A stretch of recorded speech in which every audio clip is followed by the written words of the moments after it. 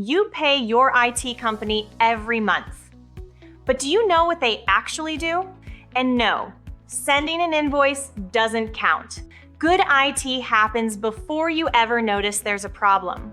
Here are 5 things your provider should be doing every month. 1. Monitoring.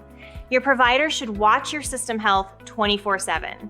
Goal: find the problem before Bob from accounting does. 2. Security updates. Vulnerabilities are discovered constantly. Dismissing updates for months is not a security strategy. 3. Backups. They must ensure your data can actually be restored, because a backup you can't restore is just an expensive decoration. 4. Cybersecurity. It's an ongoing process of watching for threats. 5. Planning. Your provider should help you prepare for tomorrow. So, is your provider doing these things? If not, let's talk. Tech support bids makes it easy.